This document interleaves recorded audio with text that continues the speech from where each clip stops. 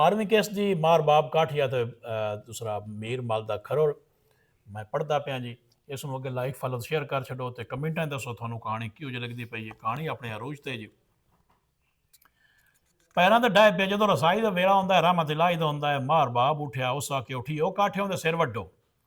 उन्हें आख्या मार भैड़े घर च वाड़िया ही तो हुण सानूं आना है, मोड़े दी धी च परनाई है, हुण सानूं एडा कनुसला जाता है कि असीं इहदा सिर वाड़ छड़ीए, पैरां दे डट्ठे पे तो सिर वाड़ छड़ीए। असां अल्लाह वास्ते इनू माफ़ कर छड़िया। मार बाप उठिया चाहता तो अगे ही जो आ।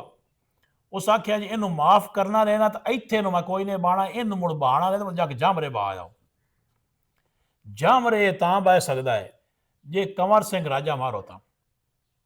भेड़े हो मीर मल दा खरोड़ होया, भावें दुश्मन राठ ता है ना, राठ दा जम्मे होया ता है ना, ये मौजर बनया बदा है। मुड़ साढ़े काठे अंदर रसाई कीते दा केड़ा फायदा जे मीर मल दा अपना घर भी जाना पवे। असल गल विच इहो करूआ काठियां नाल राठ चूआ। उन्हें आख्या जन जगा तन तजा ला, कंवर सिंह तैनू परूं धाड़ देवनी है। असी काठे भी आ जसाएं, खरड़ भी आ जासें, या असी दोवें घर मुक जसाएं, या तू जामरे बह जस।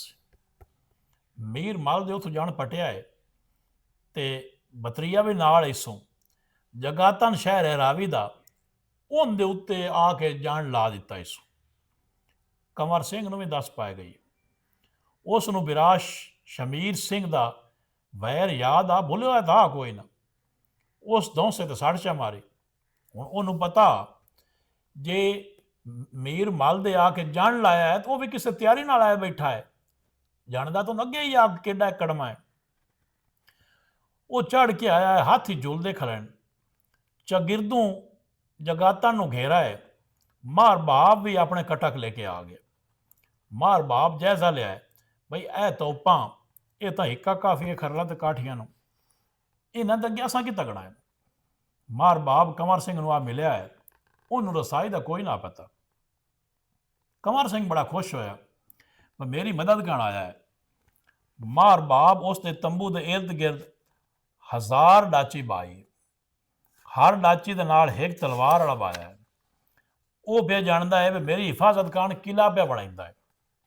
दीगर का वेड़ा है, मार बाप बंदा घलिया है, सोते का वक़्त तो सी, मैं सद के पुछसा महाराजा कंवर सिंह प्रसाद चखिया कि ना चखिया।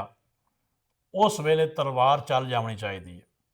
तुसी अपनी तैयारी कर लो, हमला असां करना है। पहले हमले में ही असां हथियारों पर कब्जा करना है। उदों सिख सानू आवन कोई नहीं देना, दियो बड़े लड़ाई करिए।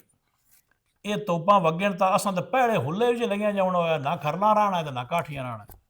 साड़ी ताकत ही नहीं, हथियार भी नहीं, सोते का वेड़ा है। कंवर सिंह खाना खाता पिया है। नौकर नूं आख्या है दुध पीवा। उस दुध का गिलास भर के अगां किया है तो बाहरों मार बाप सद के आख्या है महाराजा कंवर सिंह प्रसाद चखिया कि ना चखिया। इस तो अगां अगली केस बहुत शुक्रिया जी।